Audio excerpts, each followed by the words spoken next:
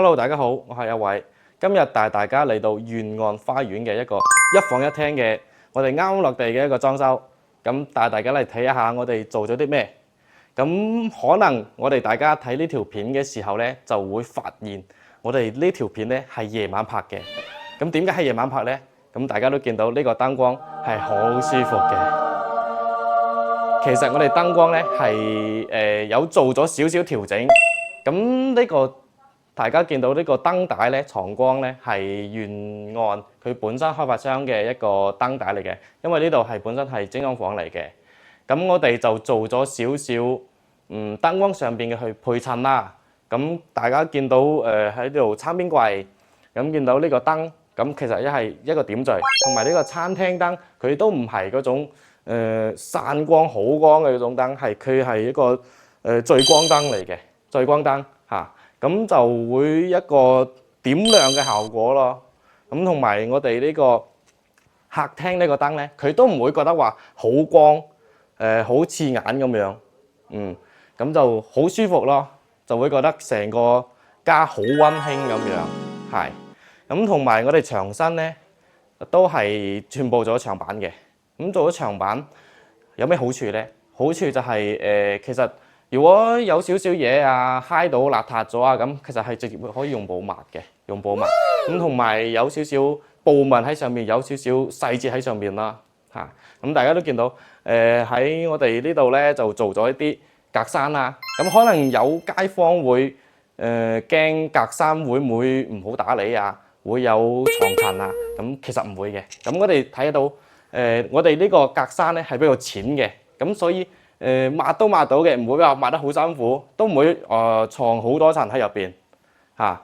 咁同埋都唔係做咗好多格柵嘅，少少點綴一下咁就 OK 啦。咁同埋顏色咧，顏色都係一個淺色系，淺色系同埋上面都係一個同色系嘅一個跳色啦。咁少少跳一下咁就咁樣會好啲咯，唔會跳得砰砰聲咁樣啊嘛，係咪？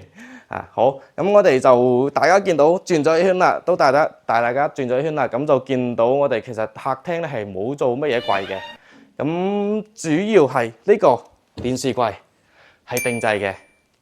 呢個電視櫃咧，當時大家都見到業主係有一個有要求，中意唱歌嘅一個朋友啦嚇。咁當時咧溝通呢個電視櫃嘅時候咧，咁佢話我要擺音響喺上邊，同埋我要擺一個功放喺電視櫃入邊。咁我哋通常電視櫃咧係做35公分嘅深度啫嘛，係咪？咁就佢話唔得，擺唔落。咁我哋就諗計啦。咁同埋佢又想有一個懸空嘅效果，咁但係佢擺音響喺上邊，懸空嘅話唔夠力咯咁樣。跟住佢講出呢啲需求之後咧，我就幫佢諗。其實大家見到呢個電視櫃，佢下邊有燈帶，其實佢唔係懸空嘅。咁佢下邊咧係有嚿係坐地嘅，咁只不過係冇飄出嚟，佢係飄出嚟嘅嗰種感覺，但係佢下邊係有底座嘅。咁同埋當時呢個位咧，咁業主就話我要點歌屏，我要擺呢度去塞喺呢度。咁最終結果係好嘅，咁做咗呢個出嚟俾業主，佢都好滿意。咁重點要講一下呢個玻璃，呢個玻璃大家見到佢唔反光嘅磨砂玻璃，磨砂黑玻璃。咁點解唔做磨砂玻璃咧？業主唔中意反光。同埋佢呢度有少少西斜，咁陽光照過嚟嗰啲，咁會反射啦，反射咁射到砰砰聲啦，咁就當時呢塊玻璃咧，我哋櫃廠嗰邊咧係冇呢種玻璃嘅。咁我係點樣整嘅咧？我係喺門窗嗰度買呢塊玻璃，開好尺寸，跟住寄去我哋櫃廠嗰度，跟住再裝上去。好，我哋繼續嚟睇一下我哋嘅餐邊櫃。呢個餐邊櫃咧就唔係定制嘅。咁就業主就唔中意定制，咁呢個咧，因為佢話我哋後邊唔中意嘅話，可以直接唔要。咁如果定制嘅話就麻煩啲，又要拆咁樣。咁我就喺網上就幫佢揾到呢一隻，因為佢嘅要求咧係要95cm 高，咁大概係2米或者1.8米左右嘅闊度。咁跟住咧，我就幫佢揾到咗呢個顏色同埋呢個線條設計，咁都對佢呢個屋企咧係比較襯嘅。咁呢個顏色咧，同我哋嘅啱先睇嘅電視櫃，同埋我哋嘅原生嘅鞋櫃，同埋佢哋廚房嘅門框咁，呢啲顏色咧都可以襯翻到嘅。咁我就發咗俾業主睇啦，佢話 OK 喎，呢個靚喎咁樣，話你幫我買啦咁樣，跟住就出現咗喺呢度啦嚇。咁跟住呢度咧，上面業主都擺咗張墊，跟住就擺咗啲咖啡機啊咁樣喺呢度。啱先就同大家賣咗一個關子，話呢度係一房一廳，唔係一房一廳啊嘛。咁點解唔係一房一廳呢？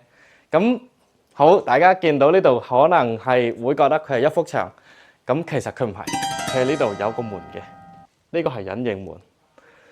當時我哋做得差唔多啦，裝空調、裝電器嗰時，個師傅嚟到。哇！你呢度一房一廳，個廳咁大啊？咁點解啊？咁有呢啲戶型嘅咩？咁跟住我就話佢知呢度其實有個門㗎咁樣。佢話：哇，睇唔出喎咁樣呢個門，我仲以為係牆板喎咁。大家可以見到，其實關翻門咧係完全唔知道呢度係有個門嘅。咁可能會覺得呢度一塊板，呢度一塊板，跟住一塊格柵板咁樣，就完全睇唔出咯。呢度無論係即係全部參與呢個項目嘅人員啦，咁我設計師我同埋業主同埋師傅都覺得呢個門設計得好好，完全睇唔出呢度係一道門。師傅做咗10幾年，佢做咗呢度嘅牆板呢個門之後，佢自己都影張相發朋友圈啊，真係可以。好，我哋就入翻嚟。咁我哋就按順序睇下我哋嘅廁所先。呢個衛生間咧，我哋就冇做太大嘅改動。咁第一個咧就係換咗個智能馬桶啦。咁仲有即係一個換咗個花灑。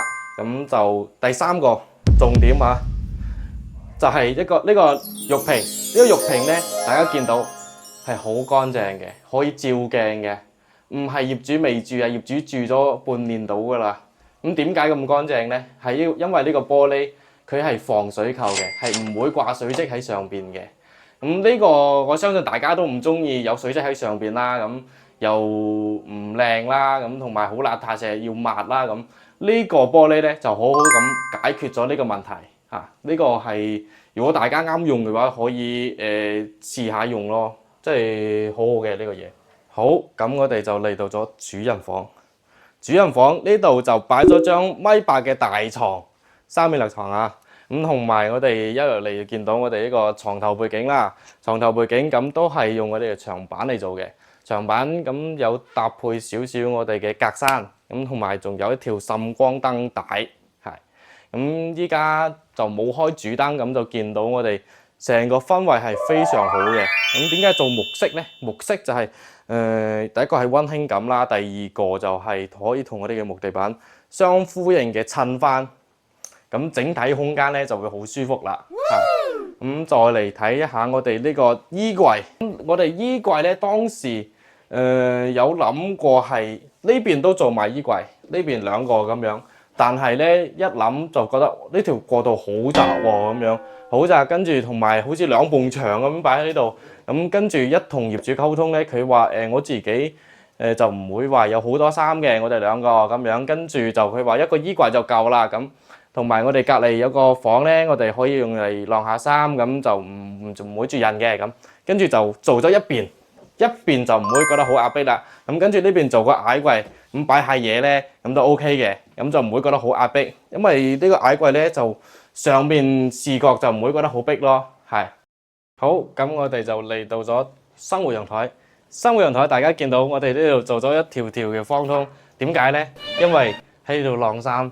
咁我哋見到對面咧係有隔離棟咁樣啦，咁就唔想俾人哋見到我哋啲衣物啦，咁樣就喺呢度稍微就遮咗少少，咁但係咧都唔會影響呢個通風咯，咁就做咗呢個方通。係，如果大家中意嘅話，可以參考一下嚇。咁我哋見到我哋呢個洗衣機櫃，洗衣機櫃咧係全鋁嘅，全鋁上面係鋁吊櫃，咁下邊咧就係一個鋁地櫃。咁就啦，大家見到當時咧開發商係預留1個水龍頭，一個水龍頭咧係冇辦法去做到水龍頭有水，洗衣機又用到水咁。跟住我就買咗呢個一進而出嘅一個角法，咁就解決咗呢個問題。咁同埋咧，有好多業主就可能會驚做咗洗衣機地櫃會唔會排唔到水啊咁樣。OK，嗱呢度係一個排水位嚟㗎，同埋我哋洗衣機都係晾高咗，咁就唔會有呢個問題出現咯。咁同埋如果搞衞生啊，咁呢個都可以攞出嚟去掃呢啲雜質啊咁樣。咁平時咧咁樣擺翻去咧，咁都可以有一個遮醜嘅作用，咁就唔會話下邊少咗一橛啊咁樣。係，好，我哋就嚟到咗最後一個空間，咁就係我哋業主嘅一個玩具房、工作房啦。嚟睇下呢幅牆，呢幅牆，睇下呢幅牆上邊呢一排正唔正？勁唔勁？有冇共同愛好嘅朋友可以揾我可以帶大家識下。呢個業主好好人㗎。咁再睇下我哋呢個櫃咧，咁當時我哋就業主都叫我做埋嘅，咁但係我哋嘅定製啦，咁定製有一個缺點就係款式冇咁多，款式冇咁多咧，咁就大家就做唔到呢種款式。咁跟住咧，呢個就係我哋喺上網買嘅，咁包括呢張台咧都係喺上網買嘅，咁就整體襯出嚟咧都 OK 嘅，好舒服嘅。咁有埋啲小台燈啊，咁睇到啲業主咧都係好識享受生活嘅嚇。咁同埋呢個窗簾係日日簾，咁就基本上係咁樣啦嚇。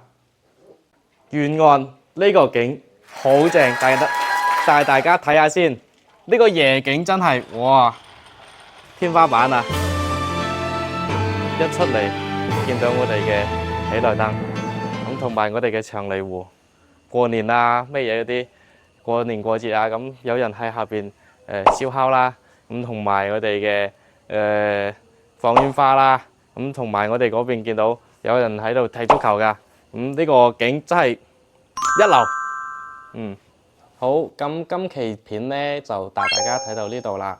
咁如果大家中意阿偉嘅片嘅話，就記得點讚訂閱，咁冇錯過我哋後邊嘅片啦。